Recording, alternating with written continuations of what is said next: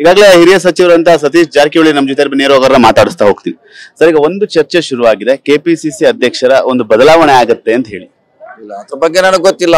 ಅದು ಯಾವಾಗ ಆಗ್ತಾರ ಬಿಡ್ತಾರ ಅನ್ನೋದು ಸುಮಾರು ವರ್ಷ ತಿಂಗಳ ಚರ್ಚೆ ನಡೀತಾನೆ ಇದೆ. ಅದು ಹೊಸದೇನಲ್ಲ.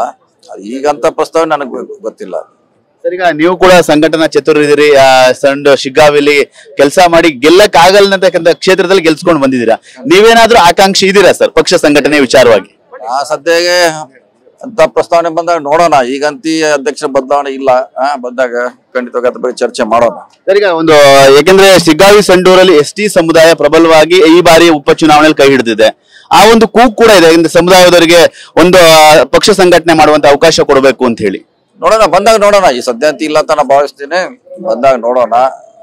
ಎಸ್ಟಿ ಸಮುದಾಯ ಕಳೆದ ಎಲ್ಲಾ ಚುನಾವಣೆಯಲ್ಲಿ ಕಾಂಗ್ರೆಸ್ ಪರವಾಗಿ ಗಟ್ಟಿಯಾಗಿ ನಿಂತಿದೆ, ಸೊ ಗಟ್ಟಿಯಾಗಿದ್ದಾರೆ. ಸರ್, ಈಗ ಗ್ಯಾರಂಟಿ ಬಗ್ಗೆ ಒಂದು ಚರ್ಚೆ ಆಗ್ತಿದೆ. ನಿಮ್ಮ ಶಾಸಕರು ಹೇಳಿದ್ದಾರೆ ಗ್ಯಾರಂಟಿಯಿಂದ ಅನುದಾನಕ್ಕೆ ಸಿಗ್ತಾ ಇಲ್ಲ, ಸಾಕಷ್ಟು ತೊಂದರೆ ಆಗ್ತದೆ ಅಭಿವೃದ್ಧಿಗೆ ಅಂತ ಹೇಳಿ. ಅದೆಲ್ಲ ಸುಳ್ಳು.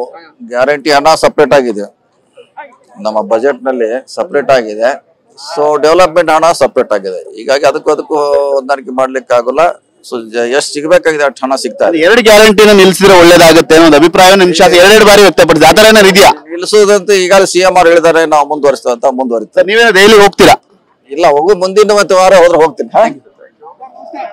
ಇದಿಷ್ಟು ಸಚಿವರಂತ ಸತೀಶ್ ಜಾರಕಿಹೊಳಿ ಅವರ ಮತ್ತೆ. ಯಾಕಂದ್ರೆ ಏನೋ ಈ ಒಂದು ಉಪಚುನಾವಣೆಯಲ್ಲಿ ಏನು ಎಸ್ಟಿ ಸಮುದಾಯ ಪ್ರಬಲವಾಗಿ ಈ ಒಂದು ಉಪಚುನಾವಣೆಯಲ್ಲಿ ಕೈ ಹಿಡಿದೆ. ಹಾಗಾಗಿ ಮುಂದಿನ ದಿನಗಳಲ್ಲಿ ಅವಕಾಶ ಸಿಕ್ಕರೆ ನೋಡೋಣ. ಯಾಕಂದ್ರೆ ಈ ಒಂದು ರಾಜ್ಯಾಧ್ಯಕ್ಷ ಬದಲಾವಣೆ ಎಂದೇ, ಕೆಪಿಸಿ ಅಧ್ಯಕ್ಷ ಬದಲಾವಣೆ ವಿಚಾರ ಎಂದೇ ಹಿಂದೆನೂ ಕೂಡ ನಡೀತಾ ಬರ್ತಾ ಇದೆ. ಆ ಒಂದು ನಿಟ್ಟಿನಲ್ಲಿ ಅಂತ ಸಮಯ ಬಂದಾಗ ನೋಡುವಂಥದ್ದು. ಮತ್ತೆ ಯಾವುದೇ ಕಾರಣಕ್ಕೂ ಗ್ಯಾರಂಟಿಯನ್ನ ನಿಲ್ಲಿಸುವಂತ ಒಂದು ಪ್ರಮೇಯ ಇಲ್ಲ, ವಿಚಾರ ಇಲ್ಲ ಅನ್ನೋ ಮಾತು ಕೂಡ ಹೇಳ್ತಾ ಇರುವಂತ.